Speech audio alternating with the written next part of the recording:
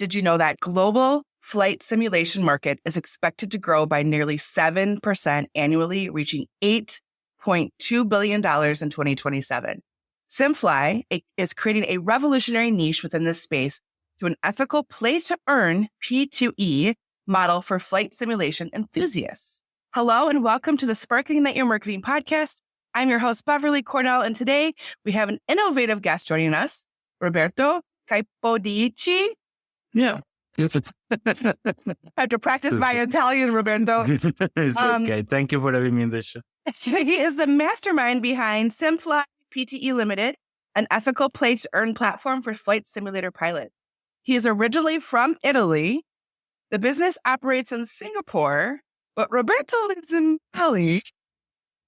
Truly an international man of mystery, right? He has been on the forefront of blockchain technology for over a decade, and in his free time, when he's not advancing decentralized systems, he is enjoying the lush life in Bali and continues to push boundaries in the tech world. Roberto, I'm so glad to have you here today. Yeah, likewise. I'm very happy to be here. Thank you for being this show again. So you're going to have to probably help me out with some of these technology terminology. So talk a little bit about your background and how you became, what's SimFly's origin story? How did you get to where you are today? And what was the sparks that ignited all of that for you? Sure. I've been working in IT pretty much all my life.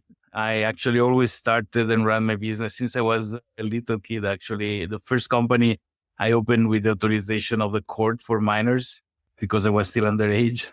And then I've been running company all time long. In the past decade, I am into specializing into decentralization, Web3, blockchain, and those sort of very complicated things. I took some time off, some sabbatical, and pretty much during this time, I've been mentoring startups. And one of the startups I mentored, they were just started. They wanted to enter into this Web3 with these things about the flight simulator. I offered them half day per month pro bono, but it became per week, and then became 1 day per week, and then became more. And I say, guys, at this point, I like also what they're doing. So I joined in the company. Now I am 1/5 owner with the other 5 partners. The company is bootstrapped. He's paying his own expenses since day one. So that's pretty much an amazing thing. We got no investments. So we still own 100% of the company. And it is a very special thing. It's very interesting, mostly when it comes to use cases of the famous play to earn. There is this trend where you can actually earn an income by playing video games, which is a strange thing if you think, considering how in the past parents were all upset when kids spend time with the video games, and now it can become a career. So it is something interesting, but it's very ethical because many of those things in this field are borderline scams. So it is something that I joined after a good consideration, and is a fantastic word that I didn't know, the one of flight simulators. I had no idea. It's hard to know somebody that does flight simulator because usually those people don't have a life outside the flight simulation world. But there are a lot of people. Microsoft, which is one of the 4 producers of the most important flight simulation application, Microsoft Flight Simulator, celebrated 10 million active pilots a couple of years ago. So it is a niche, but it's a huge niche. And connecting the production of a token, what is this blockchain things, to the ability to fly is a guarantee that is not like a token like in other video games that people just shoot an airborne token that everybody can do. Because flying an airplane in a flight simulator, it requires the knowledge about flying an airplane almost like in real life. Just not everybody can do that. The economy that is generated around which we do, we provide an actual economy to people that is sit there in the flight simulator. So as a pilot, they earn something. Is actually proven by the fact that only people that can actually fly can generate the economy. So it is not something that everybody can do. So it's a very interesting add-on to the flight simulator, and is being successful so far a lot. So it's pretty cool. So who exactly is your client then? Your clients are pilots? Clients are people that play with flight simulators. Actually, I wouldn't say play. People don't like to hear that they are play because it's not a game. Right. I mean, consider a game is something you sit there and play one game. With Flight Simulator, you see there, if you don't have a course and training, you cannot fly the airplanes. And then usually are retired pilots. They like to keep exercising. People that have a passion for flying airplanes. So it is a very particular kind of people. Consider that the computer to run such things are very expensive. Some people even have all the hydraulic things to have a cabin, the simulator, the real movement, cost hundreds of thousands of dollars, those things. So it is a passion, a hobby for people that can afford it. And they devote a lot of time. People spending several hours per day using these things. Consider if they do a flight, there is a intercontinental, they need to stay 7 hours, 8 hours, 10 hours. And this is a very particular niche. So it is a niche that is easy to address because it's easy to find. So marketing wise, the effort are limited, but it's also very compact community. So you need to pay a lot of attention because as soon as some bad boys go on a side, it's very easy to get in fire and burn down. So I have very little experience with flight simulators, but my son is a Cub Scout and we went to a military base in Pennsylvania and the kids got to participate in a helicopter flight simulator. It actually went, when they simulated it, it went over our area so they could actually see where their line is and and it moved and the whole thing, like the seats moved and it really is a training tool for the pilot for the military. And it was very fancy, very big, and I'm sure lots of money, but the kids absolutely love it. I think it ignited a little bit of a fire in my child. They're like, I want to fly. Yeah, I think is, and with the computer capacity that there is today, the graphic cards that are in computer, you barely understand if it is produced by the computer, if it's actually video reality. Incredible. Also, not only inside the airplane or the cockpit of the airplane, but also the landscape that you see outside is so realistic, is impressive from both inside the airport to around. In fact, they meet in groups. These people, they use a flight simulator, and there is somebody that prepared. And when they fly together, says, you look outside the window on the left, you're going to see this, and they do this geography lesson or history lessons and stuff. It's very interesting. They do around the world, so they all land in an airport, and then a week later they take off from the airport, they keep going to the next destination. So there are a lot of people that it creates really community friendships and so on. So it's an interesting activity that people do. I love this so much. I think that the idea of I read books and I travel, this is like a different way of like really experiencing things that technology has allowed us to have access to that we would never have had access to. I get to talk to all sorts of interesting people, and there's so many different business models. And it's so cool to hear of these ones that maybe aren't as like publicized. You're not like a Coca-Cola but you have this really niche market that creates such an adventure and also a skill in the process. And I love that it's a community of people and that there's like planned adventures. Like that is so cool. We forget sometimes as adults to play. And I think that's like a way for people to play as adults. Right. Yeah, it is to live this second life of adventure. It is interesting. And the most, for example, in Italy, I had an apartment there.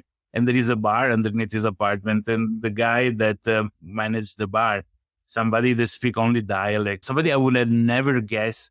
He had this $60,000 set up at home with a flight simulator. Oh my God. And I discovered by chance just because I was telling him about this business that I'm doing. And I would have never, ever said if somebody says put $100 that nobody there does. I will say, sure, nobody does. Why they do? So it's a very hidden thing that is actually very much common, more than we think. So it's interesting nonetheless. So you mentioned earlier in your introduction that there are scams out there. Absolutely. So talk a little bit about that and how you all are different in that process.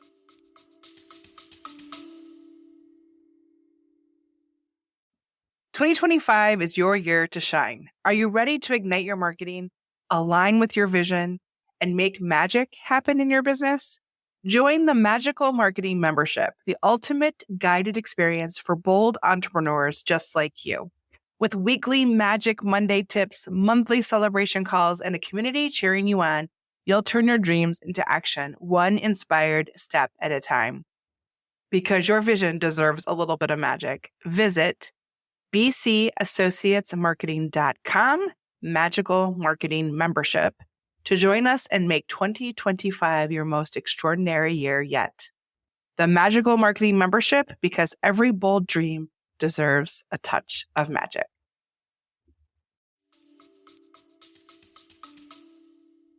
But if you think about something in an economy, you hardly can take out more than you put inside, right? So the first thing that you think, if you're giving to somebody, where you get what you're giving, right? So it is the simplest economy look like a Ponzi scheme a little bit. In order to pay the last, you use the money from the first.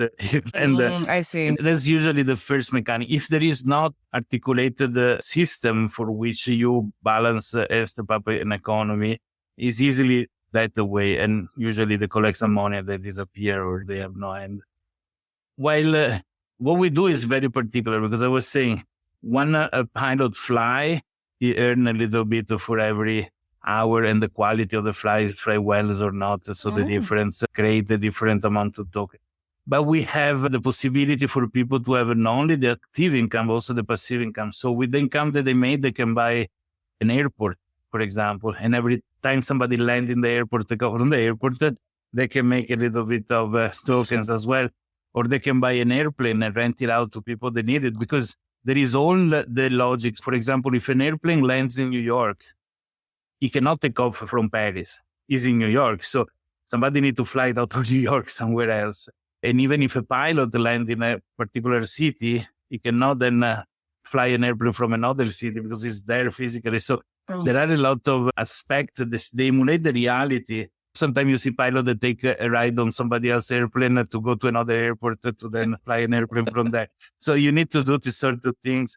As well, there are other systems coming up, like you need to insure your airplane, because if somebody is crashing a mountain with your airplane, you need to cover the cost. So there is such an articulation of these things with an economy that grows together with the quantity of users that are there, because they only produce token, coin, let's say, in the economy, are those created by people or airplane or airport, let's say. It is interesting. And then you can buy an airplane or an airport or a license of a pilot using both dollars or the token that you earn in the game. So people can actually sell the token that they earn in the game to other users, and so cash out actual money. As a pilot, I make my flight, and at the end of the month, I go out to eat the pizza with my friends, which is paid off by my activity of flight, which is a satisfaction. Nobody's becoming millionaire, but it's for sure a satisfaction. And in a career that can last long, because you buy a small airport, and then more they are used, more the level goes up, so more they earn, that you can resell for more money, buy a bigger airport. If you want to buy Dubai, London, it costs $100,000. But not because somebody comes with the cash, but because it's the goal of a career the last few years to arrive to own a large airport. So that's quite interesting. Yeah, like Monopoly in real life. You're owning property, you have like things you have to do. So what are some of the things where people can lose money? You said obviously crashing would be a way that they would lose it. What else? Maybe they have an airport and nobody ever lands in their airport. So they cannot collect enough to do maintenance. So you need to do the maintenance of the... So they have to do the marketing to get people to come to their airport? That's correct. They need to go in your group, in where those other... they're called simmers, the people that fly airplanes in Flight Simulator, and invite them to fly in the airport. So it creates also a community in the playing of the game itself. So that's pretty neat. Do you have a competitor in this space? Honestly, there is one, but I think they made a big mistake in making look like a cartoon rather than looking as realistic. Because with people, they use this expression, they are all about reality, as a simulation of reality. Yes. So things has to be like super professionals, obviously with the gamification in the use of it. So your satisfaction, congratulations, you collected a badge or something like this. But the UI, the interface is super neat, super clean, super nice. And it's 5 of us. I'm the technical guy. Consider we hired about 10 different people beside us to help to develop and to do graphic. And there are excellent people doing these jobs. And it is competitive, unfortunately, for them. It's good to have competitors. It's very important to have competitors. They don't have enough people joining them. I think because this interface is too much like a video game, and like a cartoon, it's far from a professional thing. So, as my take, maybe some other reason, I don't know. Yeah. So you've only been with the business for 2 years? Yeah, correct. So in the 2 years since you started to now, what has evolved the most? Oh my God. Consider we are delivering the product since January this year. Before we was just collecting community, developing just some demo part, not really fully functional. And yet people repurchase assets. So people start purchasing airplanes, which allow us to implement everything. And that's something interesting because I like to bootstrap business rather than having an investor. And on the other side, has been useful to also create a community around it. Mm-hmm. Managing the community is the difficult part because people don't understand how much work is on the other side. A lot of people is afraid to be ripped off. A lot of people is afraid that suddenly we disappear, which are legitimate concern because we put our face, I put my face, I have a reputation. Still, it is not a guarantee that things goes well, even in a good faith.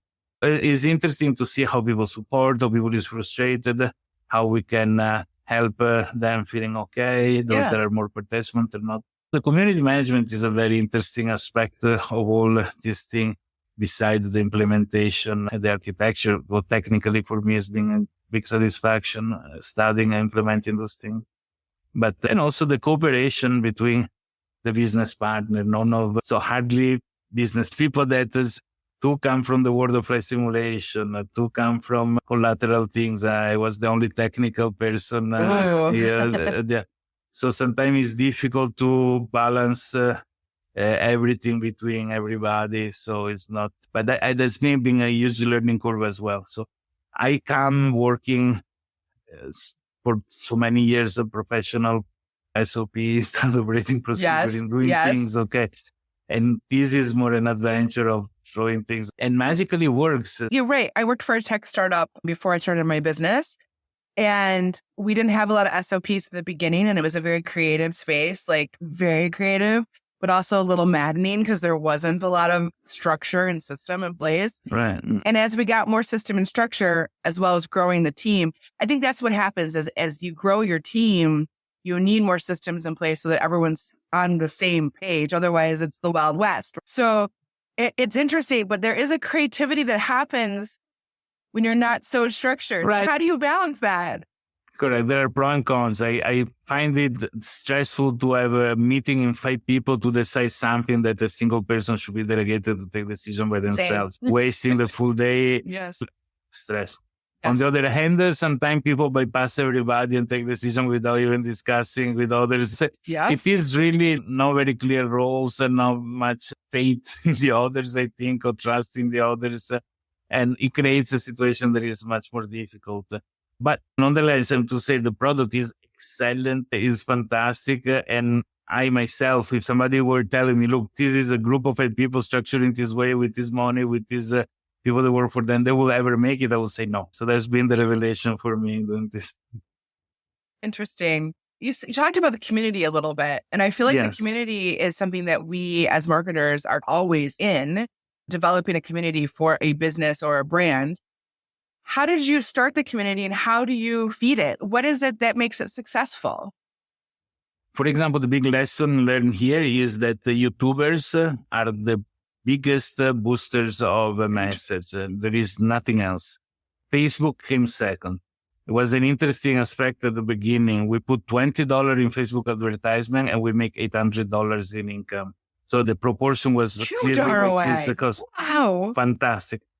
Because it can be targeted to a level that you only hit those 10 people that you want to hit. So very powerful. But it remains that YouTubers that are influential are the best channel that we have found. Because at the beginning, our message was very close to cryptocurrency, NFTs, because your airport is an NFT.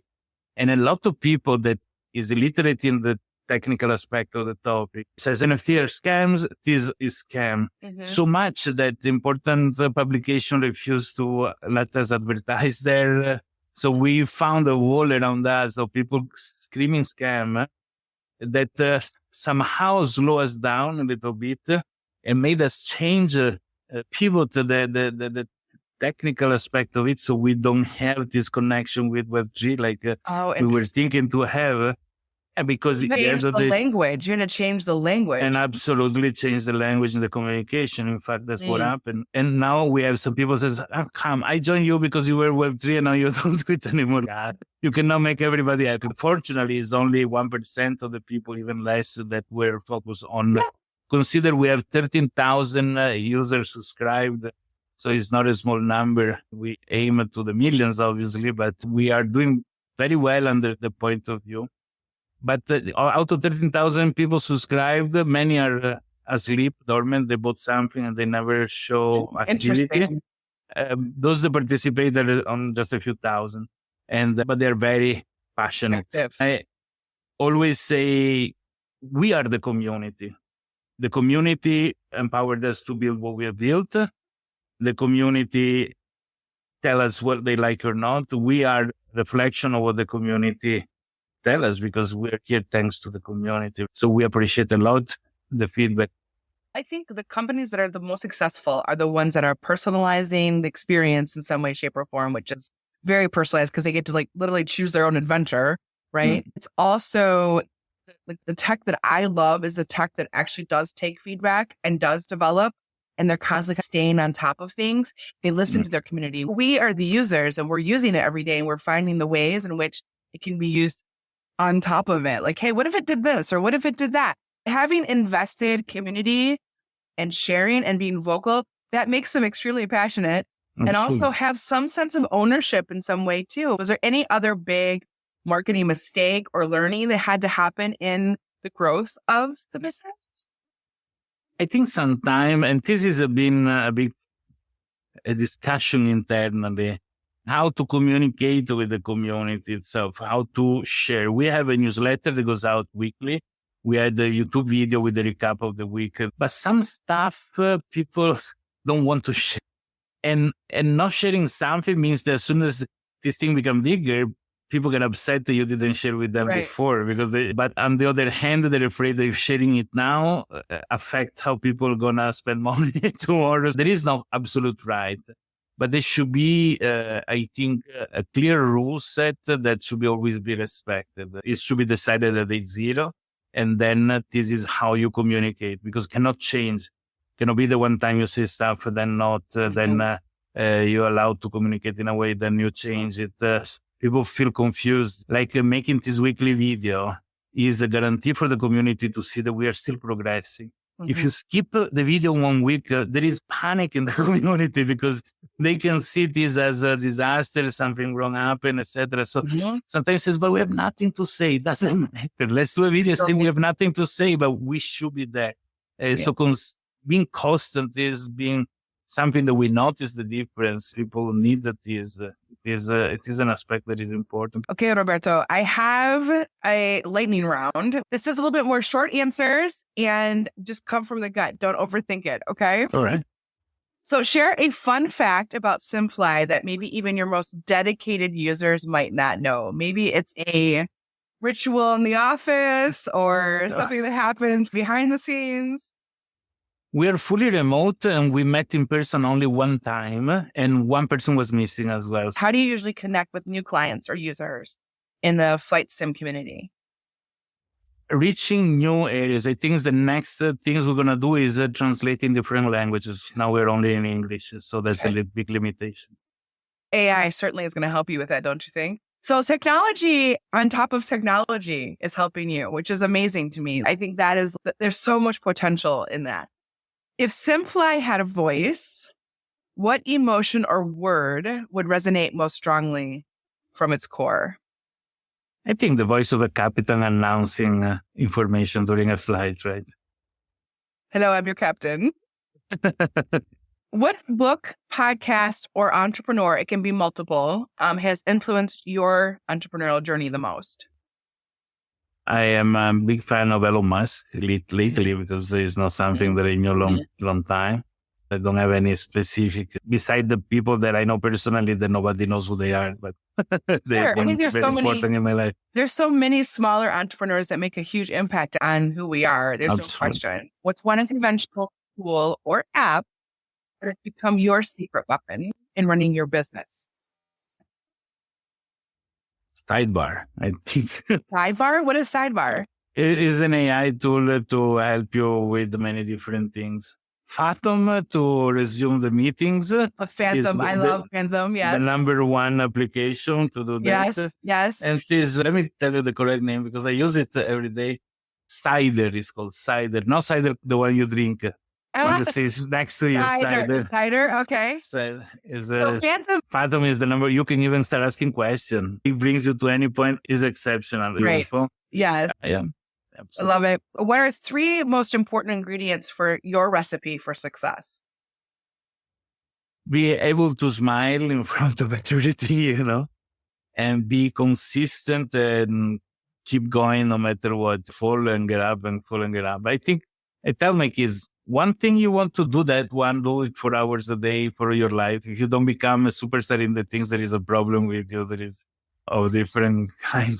Who was the person who said 10,000 hours makes you an expert or whatever? So how do you stay inspired? How do you stay ahead of your community in some way? What inspires you?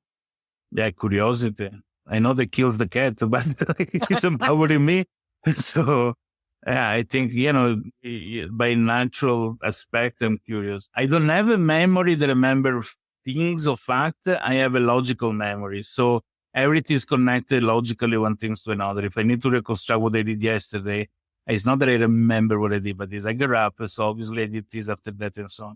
And this same mechanics, when it's applied to understand how something works, or to understand how I can do something better, or I can solve a problem, is the kind of synapses in my head that makes it happen. So that's what is powerful for me. What's your educational background? I know you're like in tech, but what's your educational background? Honestly, I got a small sort of degree because my parents wanted that. But what I learned is been useful in my life. I learned it by myself. I even sneaked in university following a business organization lessons. Even I wasn't registered at the university at all. There was this classroom with 400 people. Would they know the difference? One was an intruder.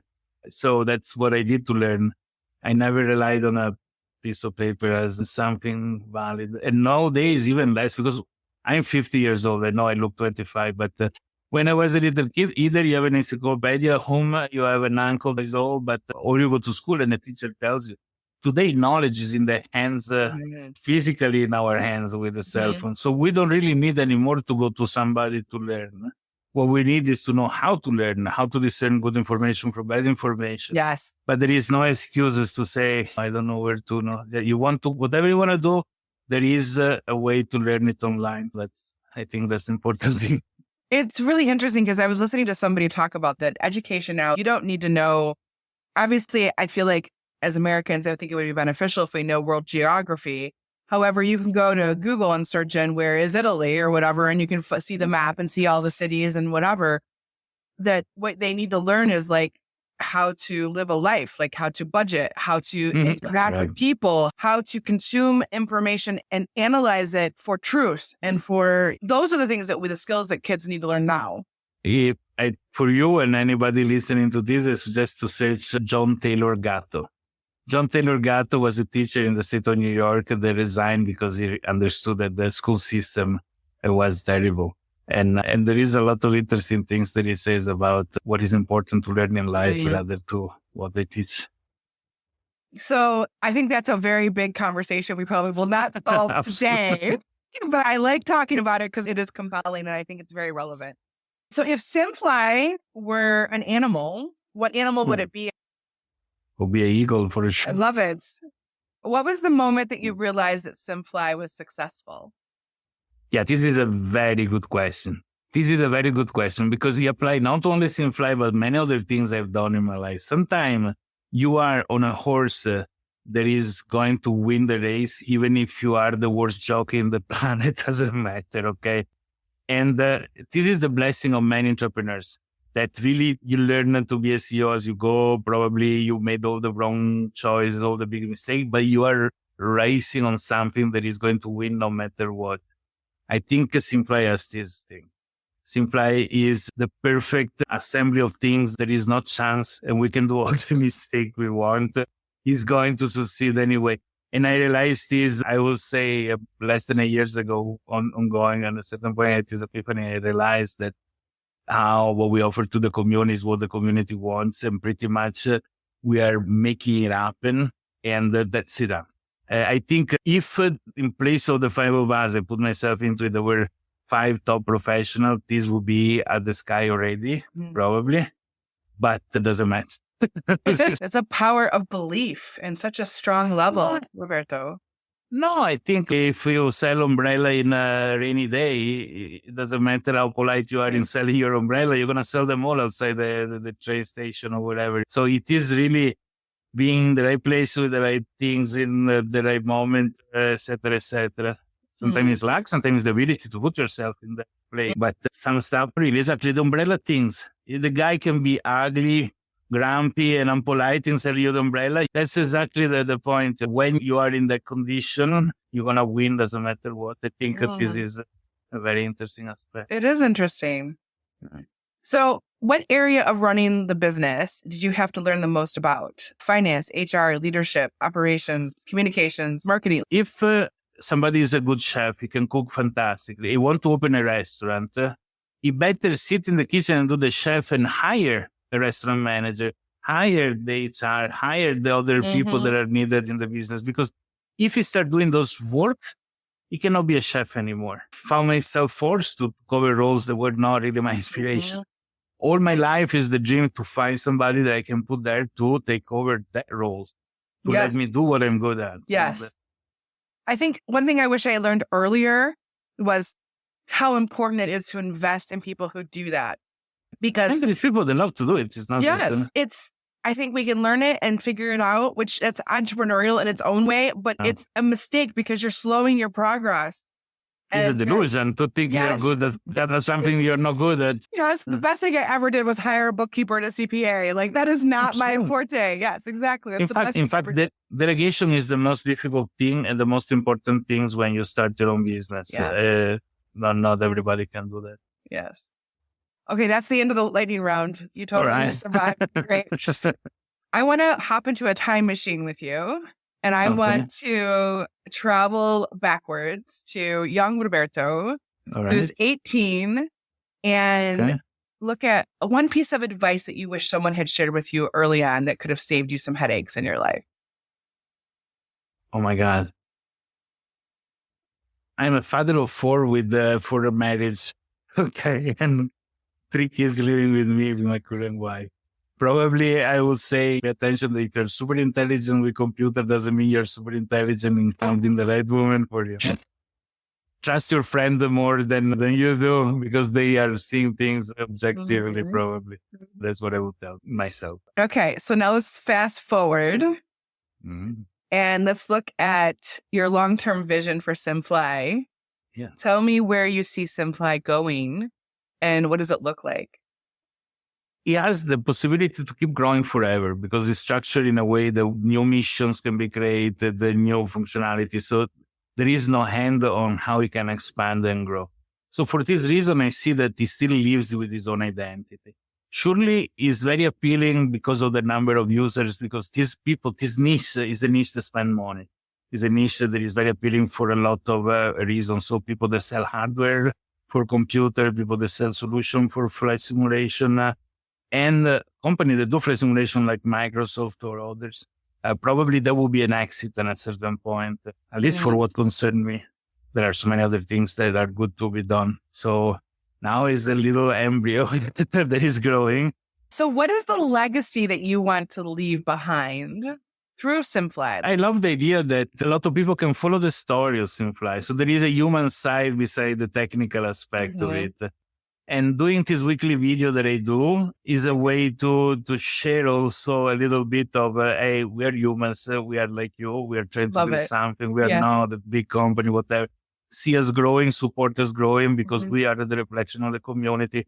And the day that SimFly can close for several million next year or something, there is this legacy. There is this fact that everybody can. put yourself into it, stay broke, don't pay yourself for 1 year, use the little money that are coming in, not just to pay some developer, paying other people. And people think we are covering money, we're doing this thing from a yacht. No, the truth is, if we have some money, it's because of other things that we do. But when it comes to SimFly, every penny that comes in, actually every penny plus 10% more that we put in our pocket is reinvested in Fly. So there is no swimming in gold, but nonetheless, it made a lot of money so far. A lot of money being used to build what we have. And probably we didn't do some mistake. We'd have saved a little bit. Nonetheless, as I was saying before, we're moving. So I think this is the message. So what is one practical piece of advice that you could give to our listeners who are either in the middle of growing, but they're frustrated, or they feel a little stuck, or a new entrepreneur that could help them today? Call Beverly for the marketing. I did not pay him to say that. Just so Roberto, I need you on every podcast. I love that so much. I think investing in marketing is a huge thing. No, honestly, no. This was a good, absolutely supported joke that I did. Is something I believe. So but cute. in truth, is people that has a capacity is focused. Let's say a chef for a restaurant. Oh yeah, they're so focused on the quality of the plate, and they don't advertise it. So they're gonna be sitting by themselves eating this plate that they cooked. Marketing sometimes comes above the cost of the product. That's why I say business card, for example. It seems stupid, but the business card, which is the website today, maybe more than a business card, is the first impression people has about you. Yes. And if your website doesn't work, they think that all your product doesn't work. It seems silly, and maybe there is no correlation whatsoever. But like somebody answering the phone and being not polite or being like, that's really what can kill a potential client. So the first impression comes absolutely from whatever it is that the first connection they do. That's why I'm saying marketing is important. Marketing, not just I put an ad in the newspaper. Marketing is studying correctly the messages, studying correctly the communication style, the methods. That's the key. Then you can sell dog poo made in plastic and you can make $1 million with that. It's true. What is important is bringing the message to the people that need to purchase your things. So then as soon as you build a reputation, you can lower, usually it's 30% of the income goes in communication. But because you already have, so it's much easier to get a current client to spend more money than achieve, I think it's 10 times more expensive to get a new client coming in. For sure. So it is more obvious that more client you have, more you can come out with a new product. It's more strategic, the things, and you keep cashing in. But the beginning, oh my God, the beginning has to be 2000% in giving people a good experience. Just throughout the experience from first contact to delivery of the product. The customer journey and how they feel along that journey has to be exceptional. Absolutely. That word of mouth can be built also on top of the marketing you're spending.